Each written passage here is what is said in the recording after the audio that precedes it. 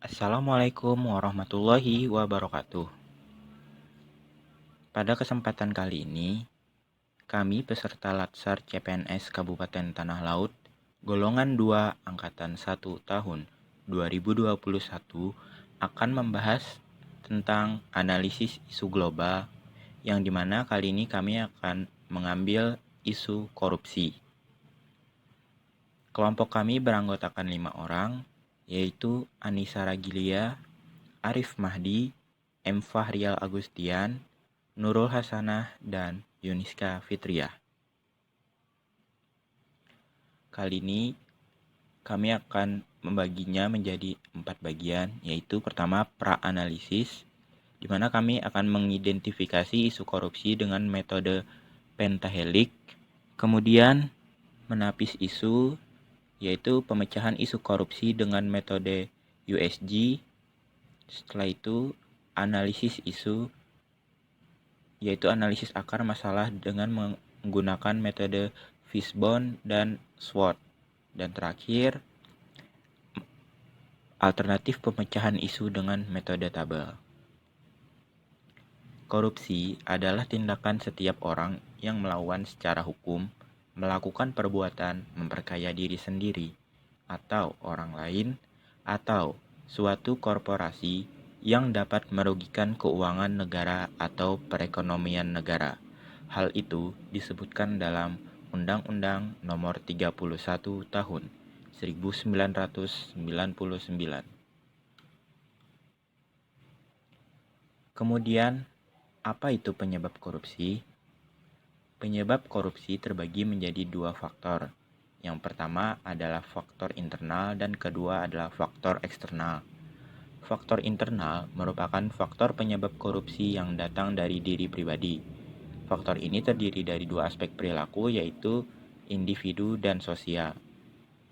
Kemudian, faktor eksternal merupakan faktor penyebab korupsi yang datang dari sebab-sebab luar.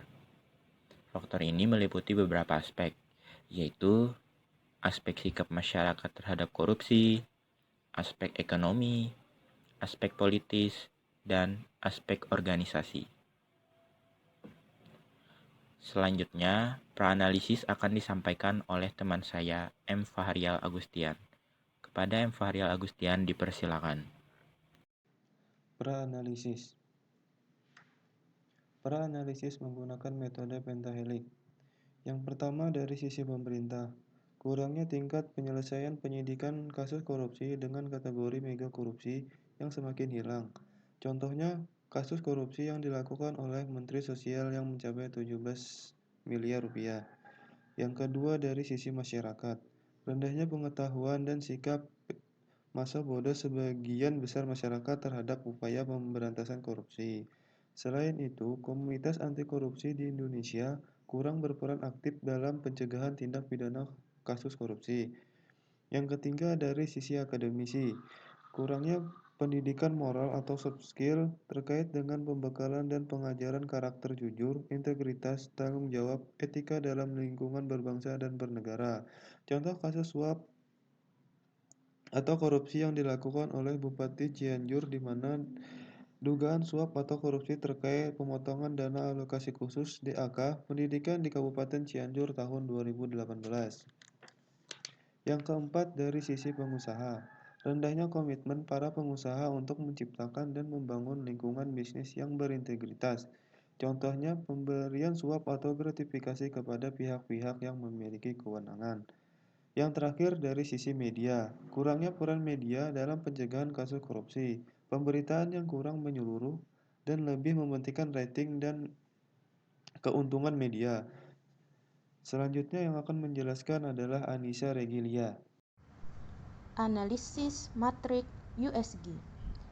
Analisis matrik USG atau Analysis Urgency Seriousness Growth adalah salah satu metode scoring untuk menyusun urutan prioritas isu yang harus diselesaikan. Pada tahap ini, masing-masing masalah dinilai tingkat risiko dan dampaknya. Masalah atau isu yang memiliki skor tertinggi adalah masalah prioritas yang harus segera diselesaikan. Skala tertinggi yaitu nilainya 5 dan skala terendah nilainya 1. Dan berdasarkan hasil analisis kami, masalah yang memiliki nilai tertinggi ialah kurangnya pendidikan moral atau soft skill yang berada pada sektor akademisi dan praktisi dengan nilai total 14. Untuk materi selanjutnya akan dijelaskan oleh Saudari Yuniska Fitria.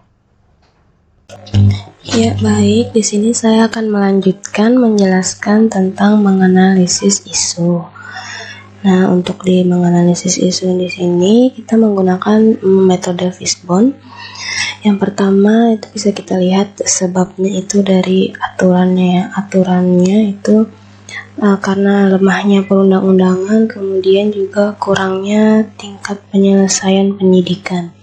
Kemudian sebab lain itu adalah individu. Di sini bisa jadi si individu atau si koruptor ini memiliki rasa diri yang serakah dan juga biasanya itu kurang soft skill ya. Kemudian sebab lain itu adalah organisasi, kurangnya keteladanan pimpinan, dan juga biasanya manajemen yang menutupi permasalahan korupsi ini.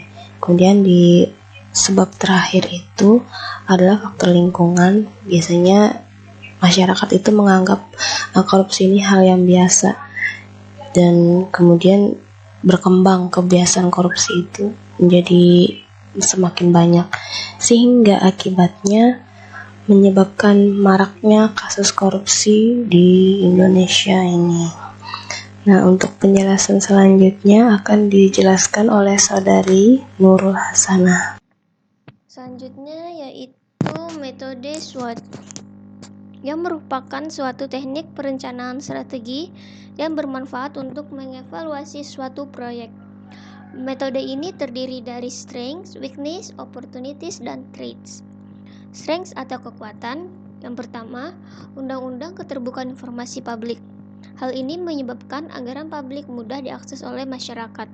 Yang kedua, pemerintah memegang kekuasaan penuh dalam perumusan kebijakan terkait hukuman kepada koruptor. Yang ketiga, lembaga atau instansi adalah yang mengatur tentang penggunaan dana. Yang kedua, weakness atau kelemahan. Yang pertama, modus korupsi terkait erat dengan kewenangan tugas dan fungsi jabatan, sehingga sulit dalam pemantauan pungli dan suap menyuap yang terjadi. Yang kedua, pengawasan yang kurang oleh instansi. Yang ketiga, rendahnya kesadaran akan pentingnya pendidikan moral atau peningkatan soft skill. Yang ketiga, opportunities atau peluang. Yang pertama, adanya era digitalisasi. Dengan adanya era ini dapat memudahkan akses informasi dan pengawasan publik. Yang kedua, pemerintah dengan anggaran dananya. Dengan ini mampu meningkatkan pendapatan pegawai. Yang ketiga, pengelolaan anggaran daerah diawasi oleh masyarakat dan aparat penegak hukum, yaitu Komisi Pemberantasan Korupsi, Badan Pemeriksa Keuangan, Pusat Pelaporan dan Analisis Transaksi Keuangan, Kepolisian, Kejaksaan, media massa, dan masyarakat. Yang terakhir, threats atau ancaman. Yang pertama, kemajuan informasi dan teknologi serta pengalaman membentuk strategi baru. Hal ini dapat terjadi penyembunyian korupsi dalam organisasi seperti pada pelelangan proyek di pemerintahan. Yang kedua, adanya tim sukses.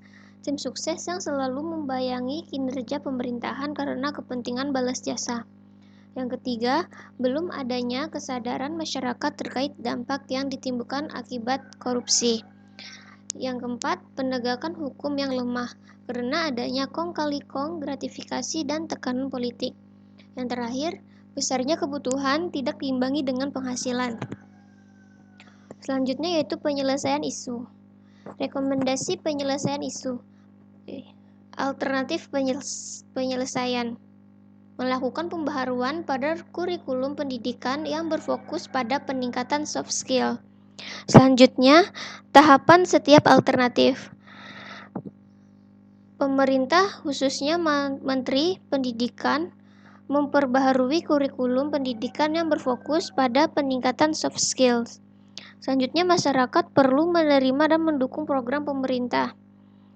Selanjutnya, akademisi akan melaksanakan kurikulum terbaru dan membuat bahan ajar yang sesuai dengan kurikulum yang telah ditetapkan. Selanjutnya, para pengusaha membantu para akademisi dengan mengadakan pelatihan-pelatihan soft skills kepada para akademisi. Yang terakhir, media turut membantu mempublikasikannya sehingga informasi tersebar secara merata. Hasil yang diharapkan, terbentuknya calon pemimpin dan generasi penerus bangsa yang memiliki attitude yang baik dalam lingkungan berbangsa dan bernegara. Pihak yang terlibat yaitu pemerintah, masyarakat, akademisi, pengusaha, dan media. Sekian presentasi dari kami mengenai analisis isu global dengan tema korupsi. Terima kasih atas perhatiannya. Wassalamualaikum warahmatullahi wabarakatuh.